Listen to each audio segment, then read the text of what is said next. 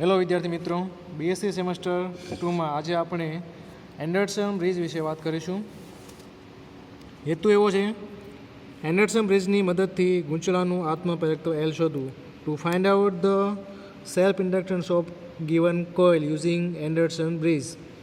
તો એન્ડરસન બ્રિજની થિયરી તમે સેમેસ્ટર 2માં ભણવાના છો, અને એલ કે આપેલું જે ગૂંચળું હોય એનું આત્મપ્રેરકત્વ કેપિટલ એલ કઈ રીતે શોધવું તેનું સૂત્ર તમે ડિરાઈવ કરશો.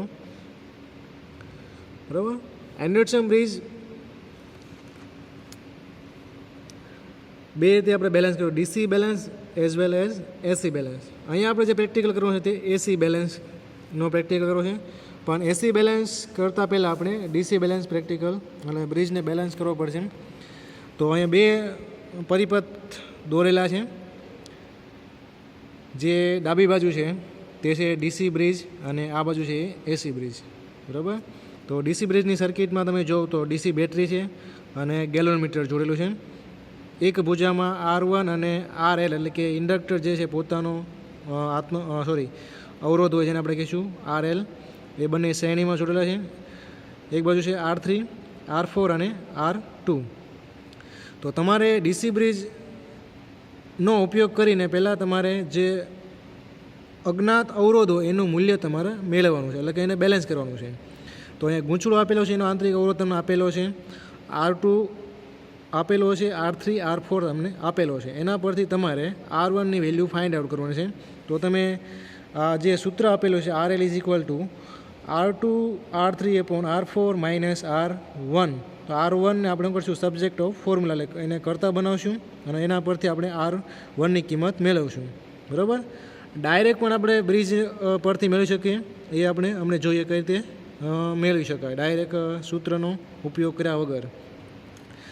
આ છે એસી બ્રિજ, જેમાં ડિટેક્ટર તરીકે હેડફોન HP આપણે ઉપયોગ કરીશું અને પ્રવાહ ઉદ્ગમ તરીકે AFO ઓડિયો ફ્રીક્વન્સી ઓસિલેટર. બરાબર. હેડફોન વાળી જે શાખા છે એટલે કે એની સાથે એક સ્મોલ આર પણ જોડેલો છે, કેપેસિટર જોડેલો છે સમાંતરમાં. બરાબર. તો સ્મોલ આર જેનાથી આપણે બ્રિજને એસી બેલેન્સ કરીશું. તો પહેલાં જોઈએ કઈ રીતે આપણે ડીસી બેલેન્સ કરવું અને ત્યારબાદ આપણે કહીશું એસી બેલેન્સ કરીને આપણે જે ઇન્ડક્ટર આપેલું એનું મૂલ્ય કઈ રીતે મેળવી શકાય. બરાબર. તો અહીંયા આપણે જે પ્રેક્ટિકલ છે તેમાં R3, R4, R2ની વેલ્યુ આપણને આપેલી છે અને RL એટલે કે internal resistance of given coil એટલે કે ગૂંચળાનું આંતરિક અવરોધ આપણને આપેલો છે. બરાબર. અને તેના પરથી આપણે R1ની વેલ્યુ ફિક્સ રાખીશું. તો જરૂરી જે સાધનો છે પ્રેક્ટિકલમાં તે વેરિયેબલ કેપેસિટર, આ સર્કિટ આખી કમ્પ્લીટ જે છે એનું બોર્ડ આપણે કમ્પ્લીટ આપેલું છે કે અંદરથી અવરોધ જોડેલા છે તે તમે જોઈ શકો છો. નીચે આખી સર્કિટ કમ્પ્લીટ કરેલી છે, જેમાં સ્મોલ આર પણ ઇનબિલ્ટ છે. જે આ જે છે સ્મોલ આર એટલે કે એક પ્રકારનું વોલ્યુમ કંટ્રોલ. બરાબર. અમુક રેઝિસ્ટન્સ અંદરથી જોડેલા જે છે જેને આપણે બહારથી જોડવાના નથી. તો ઉપર જે બોર્ડ એના પર ડાયાગ્રામ ડ્રો કરેલો છે આપણા પ્રેક્ટિકલ સર્કિટનો. ઓડિયો ફ્રીક્વન્સી ઓસિલેટર જેમાંથી આપણે સિગ્નલ આપવાના છે. આ છે ઇન્ડક્ટર જેનું આપણે આત્મપ્રેરકત્વ મેળવવાનું છે. R1 તરીકે જે R1ની વેલ્યુ આપણે જરૂર છે એ વેલ્યુ આપણે અવરોધ પેટીમાંથી કાઢીશું. એના માટેની અવરોધ પેટી આપેલી છે આપણને. એસી બેઝ બેલેન્સ થયો છે કે નહીં એટલે કે ડિટેક્ટ કરવા માટે આપણે હેડફોન આપેલો છે. બરાબર. તો હવે જોઈએ આપણે અહીંયા ડીસી બ્રિજની સર્કિટ જોડવાની નથી, ડાયરેક્ટ એસી બ્રિજની સર્કિટ જોડવાની છે. એના માટે R1ની વેલ્યુ આપણે સેટ કરવાની છે. તો કઈ રીતે કરીશું ડાયરેક્ટ? તો અહીંયા તમે જોઈ શકો છો R2ની વેલ્યુ અહીં આપેલી છે 100 આપેલી છે. R2 બરાબર 100 ઓહમ આપેલું છે. એવી જ રીતે R4ની વેલ્યુ આપણે આપેલી છે 100. બરાબર. R3ની વેલ્યુ આપણે આપેલી છે 200. R1ની કિંમત આપણે મેળવવાની છે. એલ જે છે એનો આંતરિક અવરોધ આપણે આપેલો છે અહીંયા, તે લખ્યું છે અહીંયા. DC resistance of given coil 108.6, બરાબર. તો એનો અવરોધ છે. તો તમને ખબર છે વિસ્ટન બ્રિજની શરત મુજબ R1/R2 is equal to R3/R4. તો અહીંયા 200/100 એટલે 2 થશે. તો આ બાજુ પણ 2 થવું જોઈએ. તો અહીંયા 100 તો છે તે, તો 200 અહીંયા આ બંનેનું એલ અને R1 બે શ્રેણીમાં જોડેલા છે. તો બંનેનું કોમ્બિનેશન છે. ટોટલ રેઝિસ્ટન્સ એટલો થવો જોઈએ, 200 થવો જોઈએ. એલનો રેઝિસ્ટન્સ અહીંયા આપેલો છે 108 આપણે લઈએ. તો હવે 200માં કેટલા ઘટે છે? તો 200 - 108, 108 108. તો 200માંથી તમે 108 બાદ કરો તો કેટલા આવશે? 92. તો તમારે અવરોધ પેટી જે આપણે આપેલી છે તેમાંથી 92 રેઝિસ્ટન્સ કરી નાખશું, આપણે કાઢી નાખશું. તો 50 + 20 + 20 એટલે 90 અને 2 એટલે 92. 92 રેઝિસ્ટન્સ બગાડો એટલે 92 + 108 108 એટલે થયા 200. તો આ બાજુ બેનો અવરોધનો ટોટલ થઈ ગયો 200, આવી રીતે 200 100. તો બંને બાજુ ડાબી બાજુ અને જમણી બાજુ બંને બાજુ કેવું થઈ ગયું? સરખું થયું. તો એ થઈ ગયું આપણું આઈડિયલી ડીસી બેલેન્સ થઈ ગયો બ્રિજ. હવે તમારે એને એસી બેલેન્સ કરવાનું છે. તો એસી બેલેન્સની સર્કિટ આપણે જોડવાની છે. જે પ્રમાણે સર્કિટ દોરેલી છે મુજબ તમારે જોડવાની છે. તો એસી બ્રિજમાં હેડફોન અહીંયા ડ્રો કરેલો છે. તો હેડફોનનો એક છેડો અહીંયા જોડેલો છે. બીજો છેડો ક્યાં છે? અહીંયા આવે છે, બરાબર. તો બીજો છેડો અહીંયા જોડેલો છે. સર્કિટ જોડતા તમને મારા ખ્યાલ મુજબ તમને હવે આવડતું હશે. તમે પ્રેક્ટિકલ એક્ઝામ પણ આપેલી છે. તો હેડફોન જોડાઈ ગયો. કેપેસિટર, તો કેપેસિટર જે છે આપણું એમાંથી એક વાયર કાઢવાનો છે અને અહીંયા આપેલો કેપેસિટર અહીં જોડેલું છે, તમે જોઈ શકો છો. એક છેડો અહીંયા છે, એક છેડો અહીંયા છે. બીજો છેડો કેપેસિટરનો, બરાબર. એટલે કેપેસિટર ગયો. હવે એલ અહીંયા દોરેલો છે. તો એલનો એક છેડો અહીંયા અને બીજો છેડો અહીંયા. તો આ પીળા કલરનો વાયર છે એક એલમાં ગયો, બીજો એલનો વાયર અહીંયા જોડેલો છે. અહીંયા જંક્શન છે કોનું? તો કે R1 અને એલનું. તો એક એલનો છેડો અને R1નો છેડો અહીંયા જોડેલો છે, તે તમે જોઈ શકો છો. R1નો એક છેડો અહીંયા જોડેલો છે, તે તમે જોઈ શકો. રેડ કલરનો વાયર અહીંયા AF4નો સિગ્નલ ડ્રો કર્યો છે, સાઇન વેવ એસી સિગ્નલ. તો AF4નો એક છેડો અહીંયા જોડેલો છે ભૂરા કલરનો, જે તમે જોઈ શકો છો.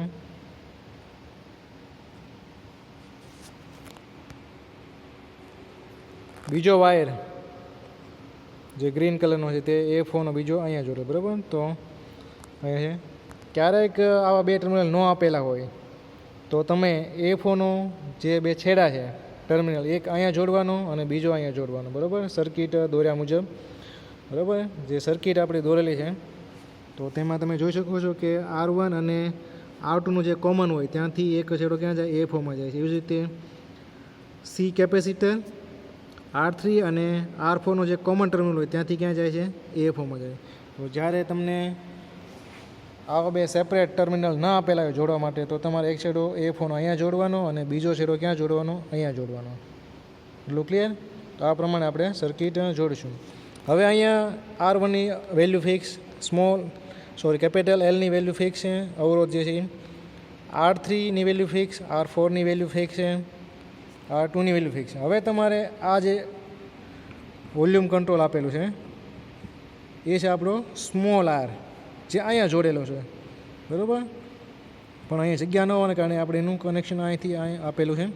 તો આ જે છે એ તમે અત્યારે એ 0 પોઝિશન ઉપર છે, એટલે એની વેલ્યુ થઈ 0 છે. હવે તમારે એને જ્યારે બ્રિજ બેલેન્સ કરવાનું, એસી બેલેન્સ કરવાનું, ત્યારે એની વેલ્યુ તમારે એવી મેળવવાની કે જે હેડફોનમાં અવાજ સંભળાય કેવો સંભળાય? ન્યૂનતમ સંભળાય.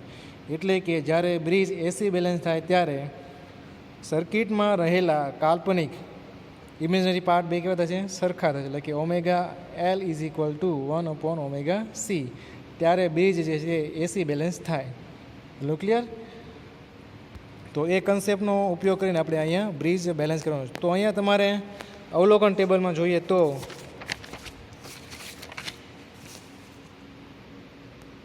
આરએલની વેલ્યુ આપણે આપેલી છે, R4 આપણે આપેલો છે, R1ની વેલ્યુ આપણે મેળવી ફિક્સ, તે તમારે લખી નાખવાની છે. અહીંયા આપણે 92, R2 તમને ખબર છે 100, R3 200, એ ફિક્સ એટલે વન ટાઈમ જ એક જ વખત લખવાનું છે. હવે તમારે સીની વેલ્યુ તમારે સેટ કરવાની છે કેપેસિટરમાં, એને અનુરૂપ તમારે સ્મોલ આરની એવી વેલ્યુ મેળવવાની છે કે જેથી કરીને હેડફોનમાં જે અવાજ સંભળાય તે કેવો સંભળાય, ન્યૂનતમ સંભળાય. એટલું ક્લિયર? તો સીની વેલ્યુ તમારે ફિક્સ કરવાની. એટલું ક્લિયર? તો અમુક સર્કિટને અનુરૂપ સીની વેલ્યુ ફિક્સ હોય છે, જે તમારે ચેકઆઉટ કરવાની કે એલની વેલ્યુ કેટલી છે, એના પરથી સીની વેલ્યુ તમારે ફિક્સ રાખવાની. અમુક કેપેસિટરમાં જે કેપેસિટરની વેલ્યુ હોય 1, 2, 3, 4 એમ માઇક્રોફેરેડમાં રાખવી પડે, અમુકમાં પોઈન્ટમાં રાખવી પડે, બરાબર. તો અહીંયા આપણે જે કેપેસિટર છે તેની વેલ્યુ પોઈન્ટથી રીડિંગ લઈશું આપણે, બરાબર, પોઈન્ટમાં. એટલે કે પહેલાં નોબનો ઉપયોગ કરવાનો નથી આ પ્રેક્ટિકલ માટે, અન્ય પ્રેક્ટિકલમાં તેનો ઉપયોગ કરવો પડે. તો જે બ્રિજ બેલેન્સ થાય ત્યારે હેડફોનમાં જે અવાજ સંભળાય તે ન્યૂનતમ થાય, એટલે કે જ્યારે બ્રિજ બેલેન્સ ન હોય ત્યારે અવાજ જે સંભળાય તે મહત્તમ સંભળાય. જેમ જેમ બ્રિજ બેલેન્સ કન્ડિશન તરફ થાય, એટલે કે કાલ્પનિક ભાગ એપ્રોક્સિમેટલી નજીક, એટલે કે સરખા થાય ત્યારે બ્રિજ જે બેલેન્સ થાય એટલે હેડફોનમાં ન્યૂનતમ અવાજ સંભળાય. જો આપણે હજી આગળ જતા જાય, એટલે કે સ્મોલ આરની વેલ્યુ હજી વધારીએ તો પાછો અવાજ ધીમે ધીમે પાછો વધે. એટલે જ્યારે બ્રિજ બેલેન્સ ન હોય ત્યારે અવાજ કેવો હોય, મહત્તમ હોય. જ્યારે બ્રિજ બેલેન્સ થાય ત્યારે કેવો થશે, ન્યૂનતમ થશે. એટલું ક્લિયર?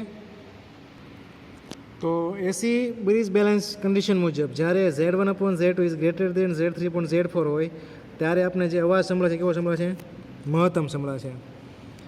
હવે જેમ જેમ બ્રિજ બેલેન્સ કન્ડિશન તરફ, એટલે કે જેવી આપણે એવી વેલ્યુ મેળવી સ્મોલ આરની કે બ્રિજમાં જે આપણે બેલેન્સ થાય, એટલે કે હેડફોનમાં ન્યૂનતમ અવાજ સંભળાય, તો ક્યારે થશે, તો કે Z1/Z2 is equal to Z3/Z4 થાય ત્યારે બ્રિજ બેલેન્સ થશે. જો બેલેન્સ કન્ડિશનથી આપણે આગળ જઈએ, બરાબર, એટલે કે Z1/Z2 is less than Z3/Z4 થાય તો પણ પાછો હેડફોનમાં અવાજ ધીમે ધીમે વધે. તો જ્યાં હેડફોનમાં અવાજ ન્યૂનતમ થાય, મિનિમમ થાય, એ વેલ્યુ સ્મોલ આરની તમારે ફાઇન્ડ આઉટ કરવું છે, જે તે કેપેસિટરની વેલ્યુ માટે. ઓકે, તો અહીંયા તમારે 0.1 કર્યું મેં, C1ની વેલ્યુ કેટલી હતી, 0.1. તો C 0.1 માઇક્રોફેરેડ, એના માટે તમારે સ્મોલ આર મેળવવાનું, બરાબર. તો હવે તમે સ્વિચ ઓન કરો તો હેડફોનમાં તમને અવાજ આવો સંભળાય છે, મહત્તમ, બરાબર. હવે તમારે આ જે સ્મોલ આર છે અત્યારે 0 પોઝિશન ઉપર છે, એટલે સ્મોલ આરની વેલ્યુ કેવી છે, 0 છે. હવે શું કરીશ, હું ધીમે ધીમે આને વધારીશ. તો જ્યારે બ્રિજ બેલેન્સ થાય તો તમને જો સંભળાતો અવાજ ધીમે ધીમે ઓછો થતો જાય છે.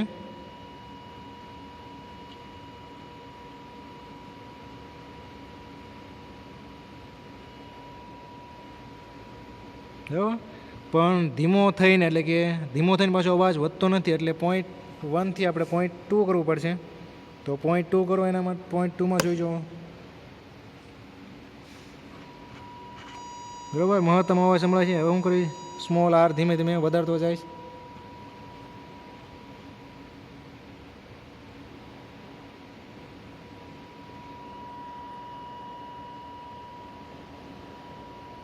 બરાબર, તો આ વેલ્યુ આપણને મળે છે, ન્યૂનતમ થાય છે. તો પોઈન્ટર 0નું ક્યાં છે, તો કે 900 ઉપર છે, તમને દેખાતો છે, બરાબર. તો સ્મોલ આર કેટલો મળ્યો, 900 મળ્યો. તો સીની વેલ્યુ આપણે ક્યાંથી સ્ટાર્ટ કરી, 0.2થી. 0.2 માટે સ્મોલ આર કેટલો મળ્યો, 900. એટલું ક્લિયર? હવે 0.3 માટે, હવે સીની વેલ્યુ હું કરીશ 0.3. તો 0 કરી નાખવું, અવાજ મહત્તમ સંભળાય છે. હવે હું કરીશ આરની વેલ્યુ ધીમે ધીમે વધારતો જઈશ, તો અવાજ ઘટે છે, તમને દેખાય છે, સંભળાય છે.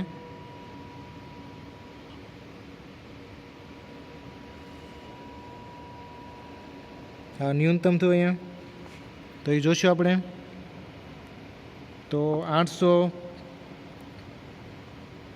50ની આજુબાજુ છે, બરાબર. તો 0.3 માટે 850, પછી 4 પાછું 0થી હું ધીમે ધીમે કરીશ.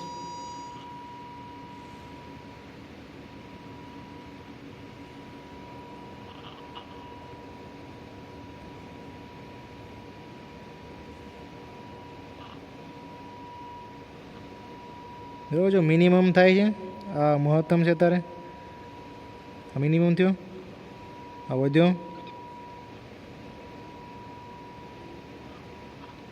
તો આ જે છે એટલું મિનિમમ થયું. તો 650 આવે છે 0.4 માટે. તો આ પ્રમાણે કરવાશો તમારે અલગ અલગ સીની વેલ્યુ માટે સ્મોલ આર તમારે મેળવવાનું છે 0.5, 0.6, 0.7, બરાબર. તો 0. હવે હું કહીશ સ્મોલ આર,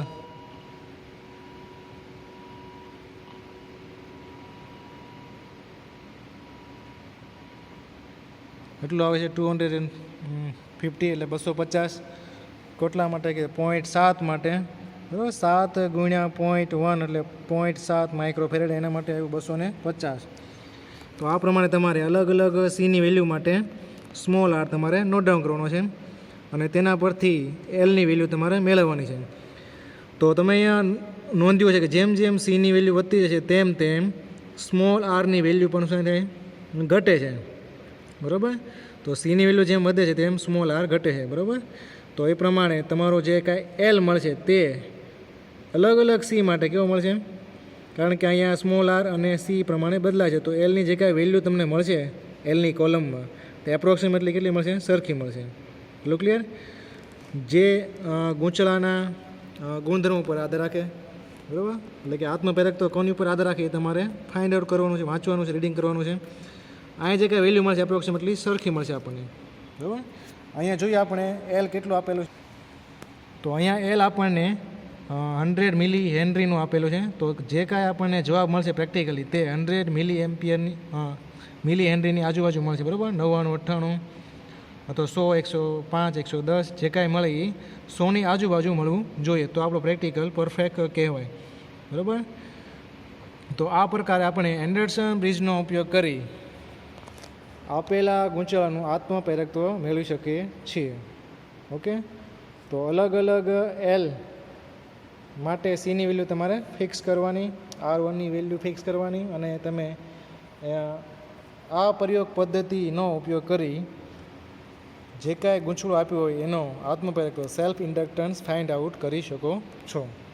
ઓકે. એને કે જે કાંઈ રિલેટેડ આવ્યા હોય એ તમારે રેડ કરવાના. Okay, thank you.